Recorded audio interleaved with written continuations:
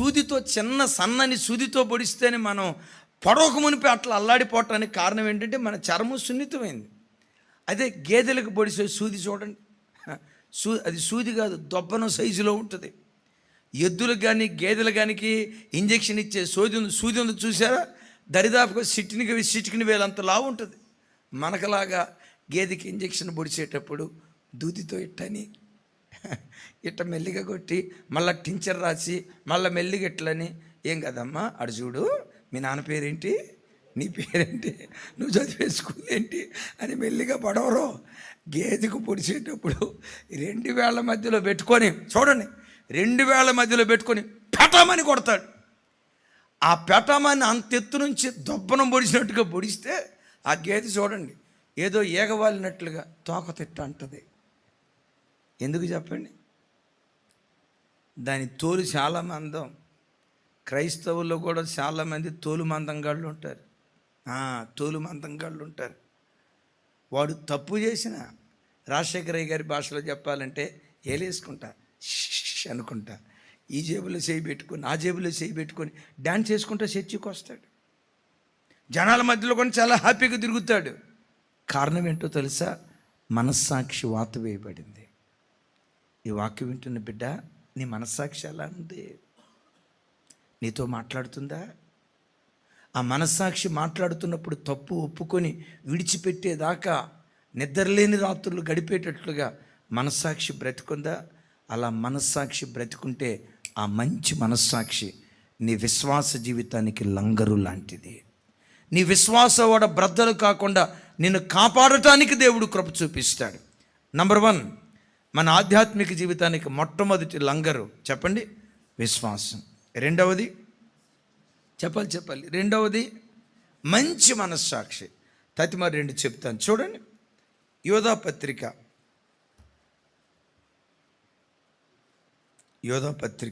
మొదటి అధ్యాయం. Thank you. యోధా పత్రిక మొదటి అధ్యాయం, ఒకే అధ్యాయం కదా, రైట్. 20వ వచనం 21వ వచనం. ఇక్కడ క్లియర్గా ఆ 4 లంగరులేంటో, భక్తుడు చెప్తాడు. చూడండి అక్కడ యోధా పత్రిక 20వ వచనం 21వ వచనం. నాతో కలిసి, ప్రియులారా, మీరు విశ్వసించు అతి పరిశుద్ధమైన దాని మీద మిమ్మల్ని మీరు కట్టుకొనుచు. నంబర్ 1, పరిశుద్ధాత్మలో ప్రార్థన చేయుచు. నంబర్ 2, నిత్య జీవార్థమైన మన ప్రభువు యేసుక్రీస్తు కనికరము కొరకు కనిపెట్టుచు. నంబర్ 3, దేవుని ప్రేమలో నిలుచున్నట్లు కాచుకొని ఉండుడి. ఆమేన్. ఇక్కడ 4 పాయింట్లు చెప్తాడు, 4 విషయాలు చెప్తాడు. ఇవే ఆధ్యాత్మిక జీవితానికి 4 లంగరులు. మొట్టమొదట ఏమన్నాడు? మీరు విశ్వసించు అతి పరిశుద్ధమైన దాని మీద మిమ్మల్ని మీరు కట్టుకొనుచు. అతి పరిశుద్ధమైన విశ్వాసం. సో విశ్వాసం మన ఆధ్యాత్మిక జీవితానికి లంగరు లాంటిది. 4వ మాట చివరిలో అంటాడు, ప్రేమలో నిలిచి ఉండునట్లు కాచుకొనండి. తిమోతీయులకు రాసిన పత్రికలో పౌలు గారు అంటారు, ఉపదేశానుసారం ఏదనగా మంచి మనస్సాక్షి అని చెప్తూ హృదయములో నుండి కలిగే ప్రేమే అని మాట్లాడతాడు.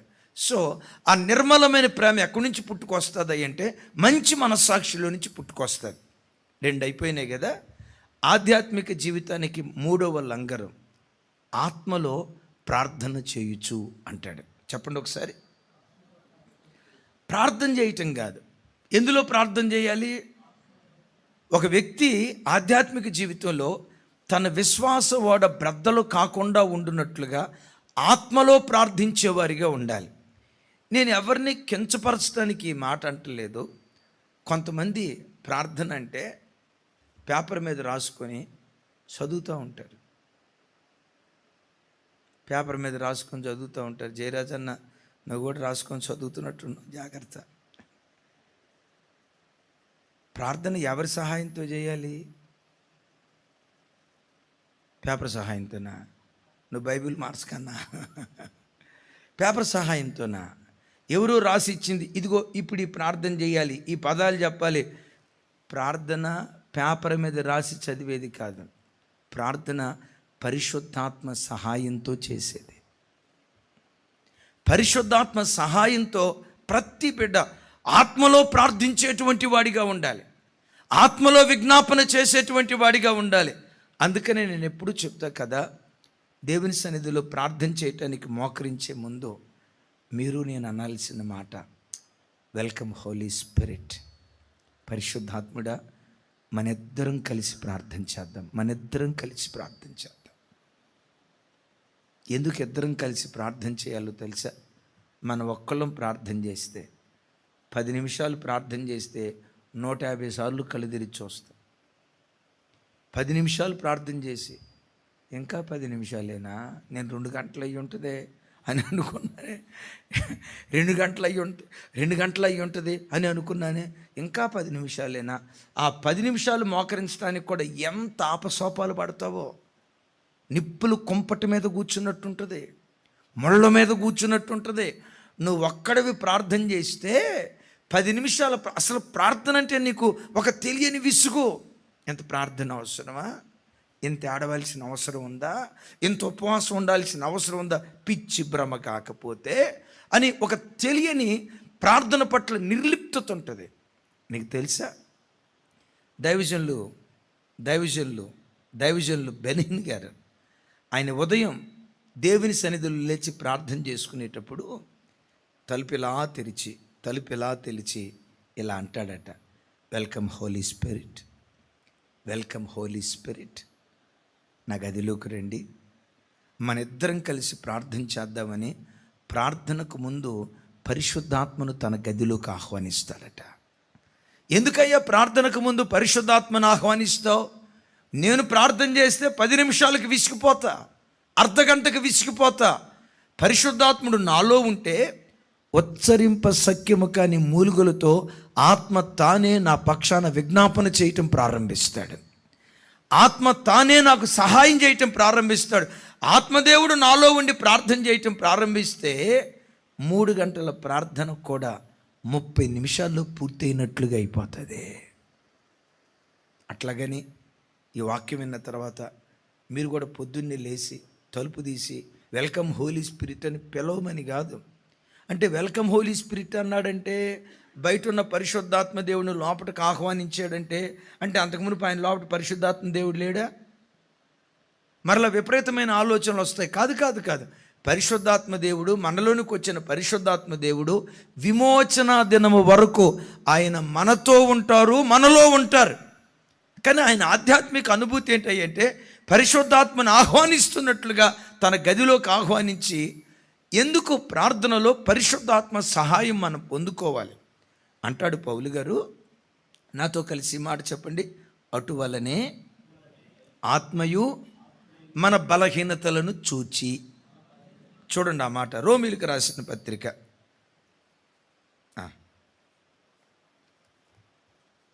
అందరూ చూడండి, 8వ అధ్యాయం, రోమీయులకు రాసిన పత్రిక 8వ అధ్యాయం 26వ వచనం. 26వ వచనం నాతో కలిసి, అటువలే ఆత్మయు మన బలహీనతలను చూచి సహాయము చేయుచున్నాడు.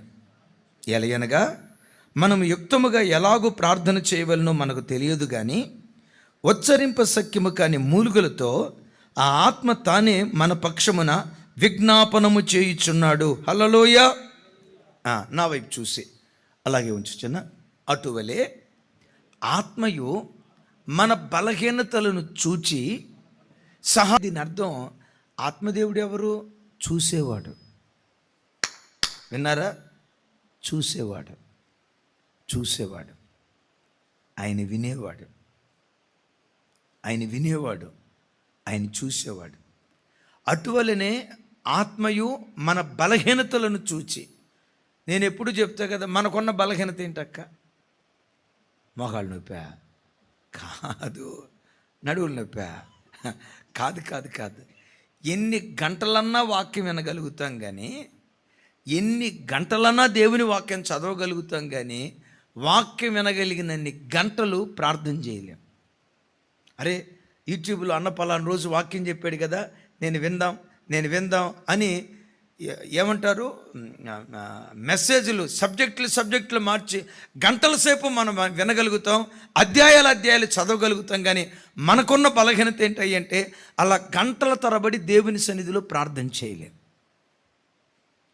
ప్రార్థన లేమితో బ్రతుకుతున్న వాడిని ప్రార్థనాపరుడుగా మార్చేవాడే పరిశుద్ధాత్మ దేవుడు. ఎందుకు ప్రార్థన? ఆ ప్రార్థన నీ విశ్వాసవాడకు లంగరు లాంటిది అంటాడు కదా, అటువలే మనకు సహాయం చేయుచున్నాడు. ఎలయనగా యుక్తముగా ఎలాగూ ప్రార్థన చేయవలెనో మనకు తెలియదు, కానీ ఉచ్చరింపశక్యము కాని మూలుగులతో ఆత్మ తానే మన పక్షమున విజ్ఞాపన చేయుచున్నాడు.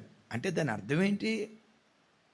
ఆత్మను మనం ఆహ్వానిస్తే ఆ ఆత్మదేవుడు మనలో ఉంటే ఇక ప్రార్థన చేసేది మనం కాదు, మన లోపటుండి ఆయనే ప్రార్థన చేయటం ప్రారంభిస్తాడు. ఇది ఎలా అర్థం చేసుకోవాలంటే, పాత రోజుల్లో టేప్ రికార్డులు ఉండేది కదా, డెక్ ఉండేది కదా. ఇప్పుడు ఆ టేప్ రికార్డుల్లో నుంచి సౌండ్ రావాలనుకోండి, ఏమండే స్విచ్ చేసినంత మాత్రాన సౌండ్ వస్తుందా? రాదు. ఆన్ బటన్ నొక్కినంత మాత్రాన పాటలు వస్తాయా? రావు. దాని లోపల ఏం పెట్టాలి?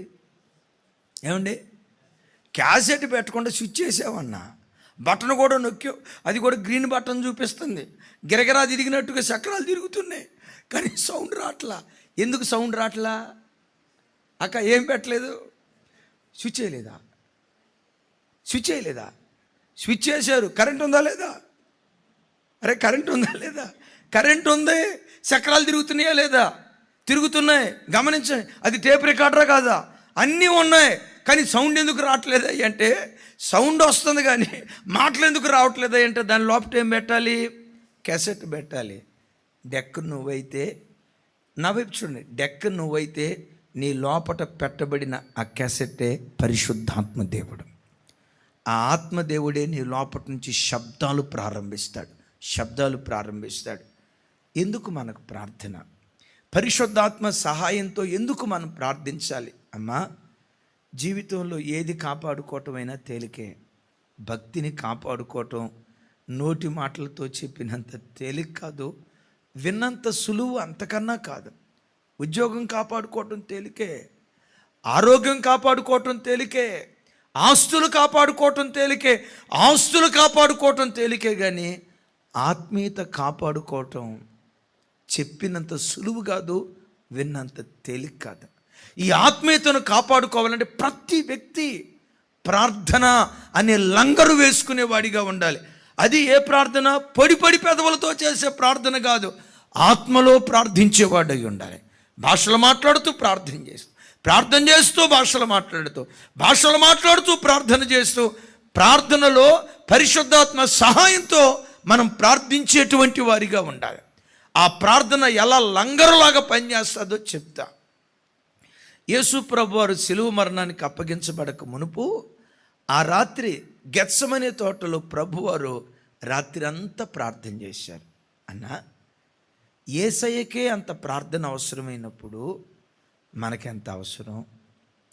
వాస్తవంగా యేసయ్యకి ప్రార్థన అవసరం లేదు, కానీ నేనంట మనకు మాదిరి చూపటానికి, బాబు నేను రేపు శిలువ మరణానికి అప్పగించబడబోతున్నా, ఆ శిలువ మరణాన్ని ధైర్యంగా నేను ఎదుర్కొనున్నట్లుగా ఆ శక్తిని నాకు అనుగ్రహించేది ప్రార్థన.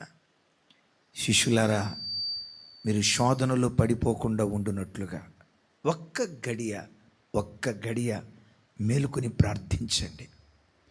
వీళ్ళు అలసటను బట్టో కారణాన్ని బట్టో నిద్రాపారంతో తూగుతున్నారు. అంటాడు ప్రభు, మీరు శోధనలో ప్రవేశిస్తారు, జాగ్రత్త, మెలకుగా ఉండి ప్రార్థన చేయండి, మీ విశ్వాసం కూడా బ్రద్దలైపోతుంది, మెలకుగా ఉండి ప్రార్థన చేయండి అని స్పష్టంగా ప్రభు చెప్పారు. సావుకులరా, మీ విశ్వాసవాడ బ్రద్దలు కాకుండా ఉండాలంటే ప్రతి సావుకుడికి వ్యక్తిగత ప్రార్థన కావాలి. విశ్వాసులరా, మీరు వచ్చి పరిచర్య చేస్తున్నారు, మంచిదే. సౌండ్ సిస్టమ్ ఆపరేట్ చేస్తున్నారు, మంచిదే. వాయిద్యాలు వాయిస్తున్నారు, మంచిదే. మందిరంలో పరిచర్య చేస్తున్నారు, మంచిదే. మీరు చేసిన పరిచర్య మీ ఆత్మీయతను కాపాడలేదు. నేను చేసిన ప్రసంగాలు నా ఆత్మీయతను కాపాడలేవు. మీ ఆత్మీయతను కాపాడేదైనా, నా భక్తి జీవితాన్ని కాపాడేదైనా ప్రార్థనా జీవితానికి మించి, ఆత్మలో ప్రార్థించే ప్రార్థనా జీవితానికి మించి మరొకటి ఏది మన భక్తి జీవితాన్ని కాపాడలేదు. అది ఎరిగి ఆ రాత్రంతా ప్రభు పెనుగులాడుతూ గెత్సెమనే తోటలో ప్రార్థిస్తున్నాడు. శిష్యులేమో నిద్రమత్తులై నిద్రభారంతో ఊగుతున్నారు, ప్రార్థన చేయలా. తెల్లారింది, భయంకరమైన శ్రమలు అనుభవించింది ప్రభు. పేతురికేం పెద్ద శ్రమలు రాలా, తతిమ 10 మంది అపోస్తులకు పెద్ద శ్రమలు రాలా. వారికి వచ్చిన చిన్న శ్రమల్లోనే, నీవు ఆయనతో ఉన్నవాడివి కదా పేతురు, అయ్యా పెద్ద అయినా నువ్వు ఆయనతో ఉన్నవాడివి కదా అంటే, వెంటనే పేతురయ్య అమ్మొట్టు ఆ పేరే నాకు తెలియదు అన్నాడు. నేను ఎరగను అన్నాడు. అబద్ధం ఆడి పారిపోయాడు. చిన్న శోధనకే పడిపోయాడు పేతురు, చిన్న శోధనకే పడిపోయారు శిష్యులు. నేనంట ప్రచండం లాంటి భయంకరమైన శోధన ప్రభు మీదకి వచ్చిన శిలువ మరణాన్ని ధైర్యంగా ప్రభు ఎదుర్కోవటానికి కారణం ఏంటో తెలుసా? ప్రభు వారికి ఆ ధైర్యం ఇచ్చింది ప్రార్థనా జీవితం. శిష్యుల విశ్వాసం వాడ బ్రద్దలైపోయింది, శిష్యుల ఆత్మీయత బ్రద్దలైపోయింది. వీళ్ళు చిన్న కెరటాలకే పడిపోయింది వాళ్ళ వాడ, చిన్న సమస్యలకే బ్రద్దలైపోయింది వాడ. ప్రచండమైన అలలొచ్చిన యేసుక్రీస్తు వారి విశ్వాస వాడ ఎందుకు బ్రద్దలు కాలేదో తెలుసా? ప్రార్థనా జీవితం. తమ్ముడు, చెల్లి, ప్రార్థనలో బలహీనపడ్డావా? ప్రార్థనా జీవితాన్ని కోల్పోయావా? ఒకప్పుడు ప్రార్థించినట్లుగా ఈరోజు నేను చేయలేకపోతున్నానయ్యా, నా ప్రార్థన బలిపీఠం పడిపోయిందయ్యా. ప్రార్థన పడిపోయిందా? ఈ రాత్రి ప్రభు మాట్లాడుతున్నాడు, పడిపోయిన నీ ప్రార్థన బలిపీఠాన్ని మరలా తిరిగి కట్టుకోవటం ప్రారంభించుదువుగాక. ఆ ప్రార్థన బలిపీఠాన్ని నువ్వు కట్టుకోగలిగితే ఆత్మలో ప్రార్థన నీ భక్తి జీవితానికి లంగరు లాంటిది. ఎన్ని ప్రచండమైన తుఫాలులు, గాలులు, ఎన్ని ప్రతికూల పరిస్థితులు ఎదురైనా బ్రద్దలు కాకుండా నేను కాపాడేది ప్రార్థన తప్ప ఇంకొకటి ఏది కాదు. యేసయ్యకి మహిమ కలుగును గాక. 3 లంగర్ల గూర్చి చెప్పాం. ఒకటి విశ్వాసం అనే లంగరు, రెండవది మంచి మనస్సాక్షి అనే లంగరు, మూడవది ఆత్మలో ప్రార్థించే లంగరు, ఆఖరి మాట నిరీక్షణ అనే లంగరు.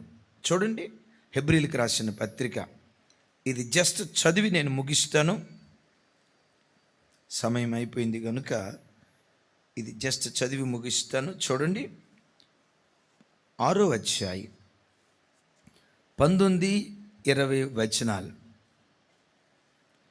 దీనిలో నుండి రేపు ఎర్లీ మార్నింగ్ ఒక అద్భుతమైన పాఠం, వారు బుడిదు వేసి, అలా బుడిదు వేయటం ఆధ్యాత్మికంగా దేనికి గుర్తుగా ఉంది, దివ్యమైన పాఠం రేపు ఎర్లీ మార్నింగ్ మెసేజ్లో నేను అందించబోతున్నాను. సరే, 6వ అధ్యాయం 19-20 వచనాలు. 19-20 వచనాలు నాతో కలిసి. ఈ నిరీక్షణ పెద్దగా నిశ్చలమును స్థిరమునై మన ఆత్మకు లంగరు వలె నుండి తెరలో ప్రవేశించుచున్నది. నిరంతరము మెల్కీసెదెకు క్రమము చొప్పున ప్రధాన యాజకుడైన యేసు అందులోనికి మనకంటే ముందుగా మన పక్షమున ప్రవేశించెను. నా వైపు చూడండి, మనకంటే ముందుగా అందులో ప్రవేశించారట. ఎవరు?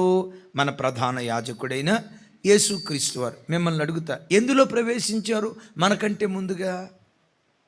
పైన అంటాడు తెరలోనికి ప్రవేశించాలి అంటాడు. ఇంకొకసారి, నిరంతరము మెల్కీసెదెకు క్రమము చొప్పున ప్రధాన యాజకుడైన యేసు. ఇక్కడ చెప్పండి, అందులోనికి, పెద్దగా అందులోనికి మనకంటే ముందుగా మన పక్షమున ప్రవేశించాను. ఎందులోనికి ప్రవేశించాడట? ఇక్కడ రాయబడిన మాట చెప్పండి. అందులోనికి అనండి. ఎందులోనికి? పెద్దగా ఎందులోనికి? అందులోనికి అన్నాడు. ఎందులోనికి అంటే 19వ వచనంలో చెప్తాడు. బ్యాక్,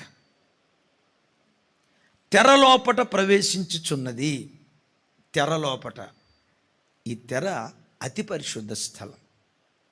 ఆ అతి పరిశుద్ధ స్థలమే పరలోక రాజ్యం. పరలోక రాజ్యానికి ఆ తెరగా పిలువబడుతున్న పరలోక రాజ్యానికి యేసుక్రీస్తు వారు మనకంటే ముందుగా ప్రవేశించారు. ఆయన ప్రవేశించినట్లుగా ఆ తర్వాత ఆ పరలోక రాజ్యంలో మనము ప్రవేశించాలి. మనం ప్రవేశించాలంటే ఇప్పుడు చెప్పండి, మన విశ్వాసవాడు ఏం కాకూడదు?